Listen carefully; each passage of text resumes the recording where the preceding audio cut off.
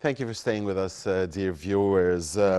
As we told you in our show today, we'll be shedding light on the Common Market for Eastern and Southern Africa bloc, the COMESA meeting, which took place here in Egypt on the 23rd and 24th of November. President Sisi said that Egypt's presidency of COMESA aims to achieve regional integration by developing the intra-regional trade as well as leveraging the African continental free trade area. With us now here in the studio is Professor of Economics and former member of the Shura Council, Dr. Youmn Hamaki. A very good morning to you, Dr. Youmn. Thank you for being with us. So, how does the launch of COMESA, Dr. Youmn, a medium-term strategy, 2021-2025, shed light on Egypt prioritizing economic integration strategies among African states? Yes, actually, when we talk about the relation of Egypt with African continent, this relation has been, revitalized to a large extent after the presidency of Egypt to the African Union. And in this period, actually, Egypt, strengthened to a large extent our relation as Egyptian with the African continent, as that this relation is going to affect to a large extent the capability of the continent to be integrated into the world economy in the right way, which means Africa used to be a source of raw materials. Multinationals from different countries of the world, they benefited to a large extent against the interest of Africa. Nowadays, Africa is highly indebted,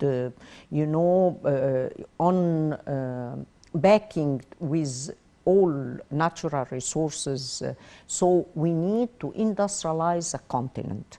We need to address the challenges confronting the continent regarding unemployment and poverty and the feminization specifically of poverty. So all these challenges, needs, unity among the African countries, and we have the Vision 2063 and the vision regarding COMESA, that has been launched in this meeting, telling us to a large extent what we need to do regarding the continent, build on win-win situation. So yes, this event is quite essential and important for all African countries and specifically for Egypt. Why specifically for Egypt? Because Egypt has witnessed, starting from 2016, economic reform in which Egypt started to be a part of the world economy on different ways regarding, moving towards mega project, enlarging the area of Egypt. Nowadays, you are not only living on 6% of the surface of Egypt. Nowadays, you are extending into Sinai, opportunities of investment, huge opportunities of investment.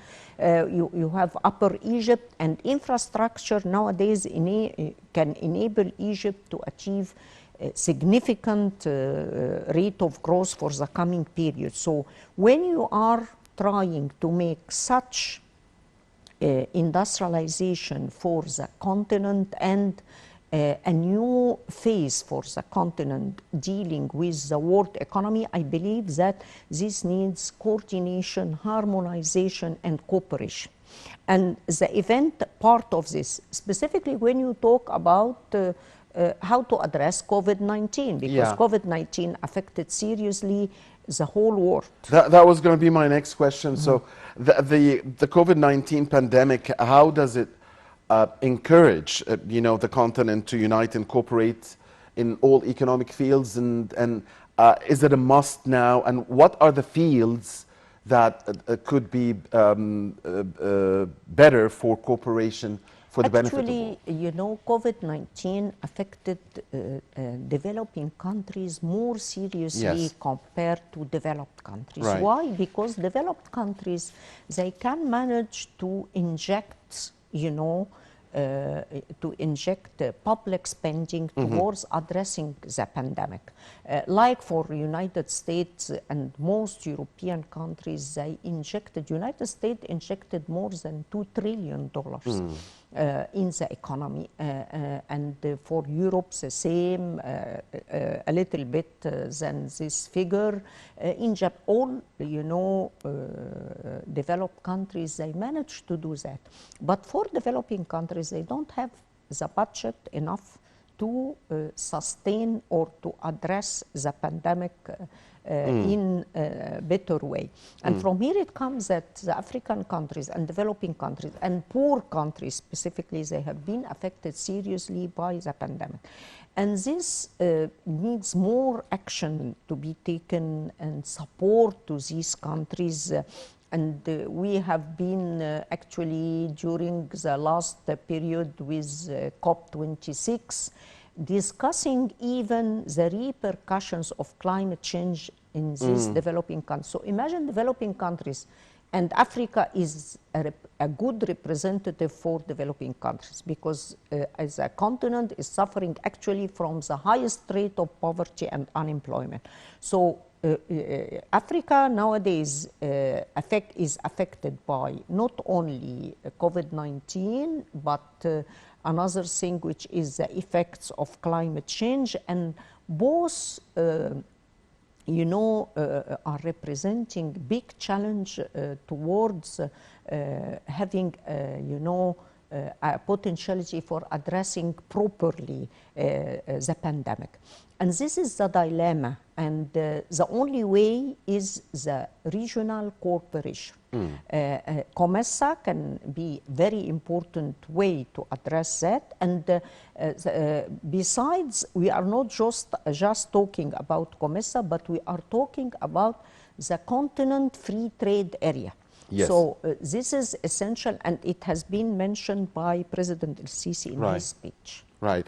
Of course, we know that the meetings took place at the new administrative capital, and that President El-Sisi received the COMESA, received Egypt's presidency of COMESA from the president of Madagascar. So now Egypt must have a new vision with the presidency of COMESA. We remember when Egypt presided over the African Union, over the AU, it had a leading role. And I remember that the foreign minister said that despite the fact of that Egypt is no longer president of the AU, that it will continue with its role in giving all the care to Africa. So how do you see the presidency of Egypt, of COMESA at the moment? Actually, I can see it as very important, and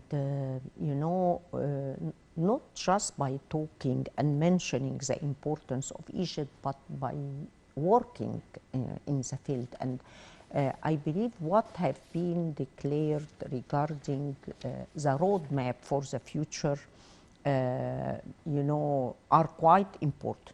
When you mention that we have to specify, to make some kind of SWOT analysis regarding how to activate COMESA and the free trade area for the African continent. We have to address challenges from the beginning. The first challenge is, despite that you are in a free trade area, still intra-trade are minimal. The reasons behind that are, number one, the diversification of the economies of the African countries, and COMESA part of that. So we need, number one, to diversify the economy. And the most important thing to do it is to give special attention to the industrial sector. And the title of the forum itself, which is the digitalization, how to make digital economic integration. This is quite important. Why? Because after the pandemic, the pandemic actually showed to large extent the importance of digitalization. And Egypt has benefited from this lesson, and you can see that for our economy, we are exerting great effort towards digitalization, starting from the government services. Nowadays they are Yes. offered, through digitalization. By nowadays we have a system with customs, Right. and A digital system, yeah. we used to have a big challenge regarding dealing with customs. So we are trying to ease the environment for investment by referring to digitalization. And Egypt exerted effort and have succeeded to a large extent in several areas. So what we need to do is to transfer that into the continent. And Egypt nowadays can play a significant role. Why? Because we have a very good experience regarding infrastructure, regarding generating energy. Imagine, Mohammed, that in the continent you have large countries. They are very rich in oil and sources of energy, and they don't have electricity. Electricity enough to achieve development and to enhance economic growth. So imagine to how extent the continent is in deep need to infrastructure. Yes. When we talk about intra-trade and intra-investment, which are essential to diversify the economies of the continent, you need transportation methods. So Egypt is having nowadays very good experience towards that, but we need to enhance our investments toward all types of transportation, like maritime, that can help to large extent to improve the competitiveness of product and to enhance trade among the continent countries. So a lot, when you start to mention what are the challenges, you are going to find that Egypt can help African countries to large extent regarding building infrastructure.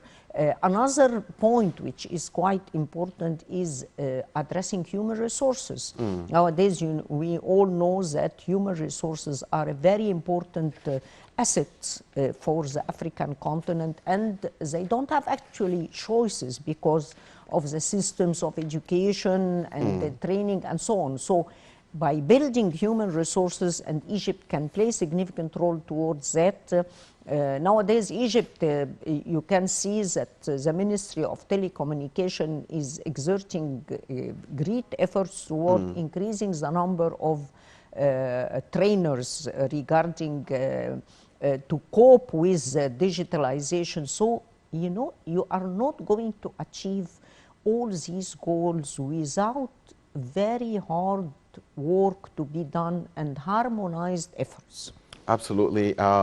Just part of Dr. Youmn giving us a vision of what can happen during Egypt's presidency of the COMESA.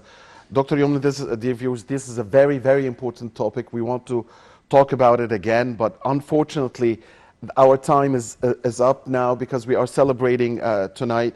Of course, at 7:30 Cairo local time p.m.